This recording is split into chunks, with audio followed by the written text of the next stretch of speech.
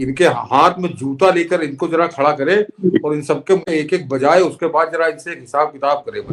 10 साल में नरेंद्र मोदी ने वो कमाल दिखाया है कि पब्लिक सेक्टर बैंकों का प्रॉफिट जो है 1,05,000 करोड़ है। तो ये जो लूमड़ बैठा था, इसको जरा 2 जूते इसके मारने चाहिए कि जरा ये इससे केवल इतना पूछ ले कि 2013-14 में तुम एजुकेशन लोन पर कितना इंटरेस्ट लेते थे और आज क्या ले रहे हो। ये मैंने कहा ना, लीपरे का ना पोतने का हाथी का जो होता है, ये उस टाइप का व्यक्ति है और उसी टाइप के दलाल इसने बुला लिए और किस तरह से हमको, आपको या पूरे देश को बरगलाने की बात कर रहा है। सर, इस देश में कुछ नए नए ज्ञानी प्राप्त हुए हैं। मुझे लगता है कि इस विश्लेषण के विराम में कुछ ऐसे राहुल गांधी का भी अर्थशास्त्र जगता है, जो आदमी मतलब अंक गणित के उस फॉर्मूला में भी 99 को 240 से बराबर बताने वाले इन लोगों ने कुछ नए नए फितूर इनके आए हैं, कुछ ज्ञान इनको सुन लीजिए। Association, they've raised multiple points, basically telling me how the very nature of the public sector banking system is being changed. These are serious issues that we want to raise in Parliament, but I don't think the government wants Parliament to run. So they are distracting people. They're very disturbed with this Adani issue. My name is Balchandra, All India President of Bank Officer Confederation, All India. Our structure is, we are representing all nationalist banks as well as private sector banks. Okay. Our total membership is more than 4.5 lakhs across the country. We are a apolitical organization, but at the same time, we are facing some threats from the present so and so. Bataiye. Basically, sir, we are concentrating on the issues what banking industry face in the present banking parlance. From that time, we were concentrating on the welfare of the people. But now, sir, we have a threat. We feel that banking is concentrating in the metro and urban, and the entire concept of banking has been confined to the word profit. So, in a sense, it is almost targeting the entire banking system at a very small number of people who are very wealthy. Yes, sir. The basic principle of the public sector bank to make banking accessible to people, to the masses, that is being destroyed. Yes, yes. Where is this being driven from? So this is driven from the government side. Yeah, but where is the pressure on the government to do this coming from? I personally feel that there is a thrust for profit. Every financial year end, there will be a post from the central government that the MD of the public sector bank is giving a dividend check to the Honorable Finance Minister. Sir, a public sector bank is giving credit not directly to the public, but it is given to the NBFCs. There is an NBFC there who is lending to the public for 15% rate. A public sector bank is giving loan to the NBFC at 8.5%. And NBFC is then onward lending it to the general public. So the public is going to the NBFC, accessing the credit at 15%. Sir. There is no proper access of credit. Sir. And why are you not allowed to do that? See, we are not allowed to do that because we are totally on profit only. We are focusing on the profit. Our human resources cut down. Rather than processing 1 lakh loans for 1,000 people to get 10 crore advance, you can process a big ticket advance. Banking एक ऐसा sector बन गया है sir, जिसमें ladies का scenario ऊपर की जगह it's all diminishing. Though I am an MBA, my friend is also a postgraduate. I joined in 2011. I'm not able to take the promotion. Why?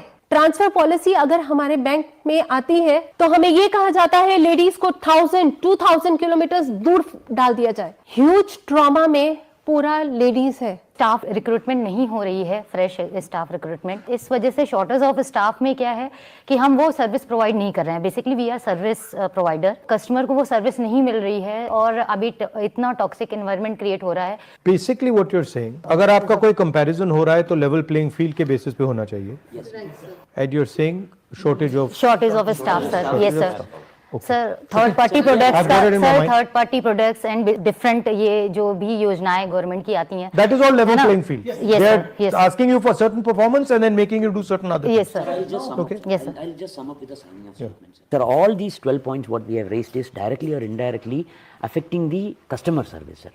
Sir, we are handling public money. When we are forced to do unethical things, unfair trade practices, why we are not able to resist? What is happening to the whistleblower policy? What is happening to the vigilance? Because the transfer and the disciplinary proceedings are being weaponized. Sir, इस ज्ञानी ने पूरे अर्थशास्त्र समझ लिया, सब समझा दिया.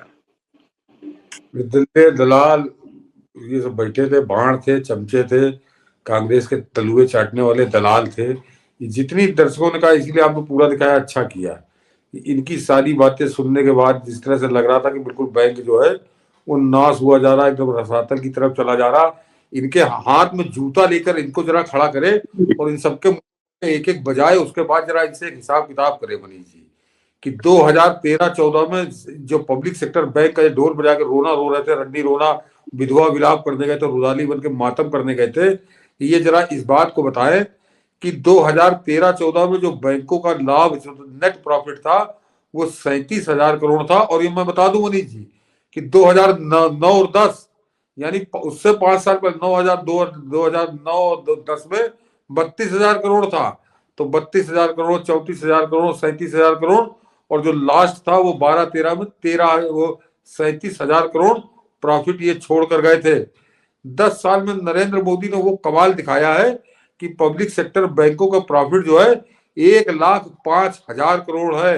1,05,000 करोड़ यानी 37,000 का, करीब 37,000 करोड़ का लगभग 3 गुना। तो ये जरा इनके मुंह पे जूता बजा के पूछना चाहिए कि जब वो 37,000 करोड़ में चल रहा था, 37,000 करोड़ का प्रॉफिट हो रहा था, तो बैंक बड़े अच्छे थे और ग्राहकों की बड़ी सेवा हो रही थी और सब ये लंगड़ा लूटे ले रहा था, और ये बैठा है उधेड़, उसको कुछ काका काका मालूम नहीं है, तो वो अपने हिसाब से ये बिल्कुल यस यस कर रहा था। तो ये मैंने जरा आपको एक तथ्य बताया। और बताता हूँ मनीष जी, क्योंकि मैं हम लोग आज इसको तफरी लेने के मूड में थे, तो मैंने निकाल के नहीं रखा है कि ये वो जो कह रहा था कि हम पब्लिक को सर्विस नहीं दे पा रहे हैं, पब्लिक बड़ी परेशान हो रही है। तो ये जो लूमड़ बैठा था, इसको जरा 2 जूते इसके मारने चाहिए कि जरा ये इससे केवल इतना पूछ ले कि 2013-14 में तुम एजुकेशन लोन पर कितना इंटरेस्ट लेते थे और आज क्या ले रहे हो।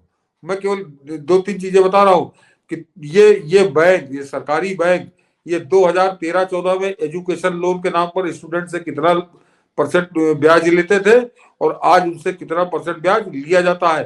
3% का फर्क है मनीष जी, 3% का। और तो वो 3% का फर्क, जरा दर्शक इस बात को समझ लें कि अगर आपने 5 लाख भी लोन लिया जो मिनिमम होता है, तो आपको 15,000 रुपए साल की बचत आज की तारीख में हो रही है, जो 2013-14 में 15,000 रुपए ज्यादा लेते थे उन बच्चों से जो पढ़ने के लिए अपने लोन लेते थे। उसी तरह से जो होम लोन है, होम लोन में वो जो बड़े सरदार, जो बड़ा महारथी था, वो आज की तुलना में कम से कम 3 से 4% ब्याज ज्यादा लेता था।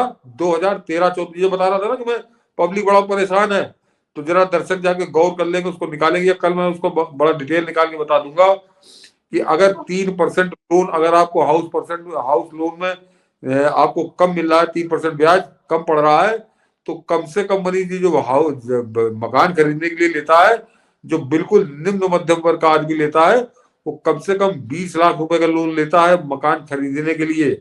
और अगर उसको 3% का ब्याज की राहत मिल रही है, तो यानी 60,000 रुपए सालाना।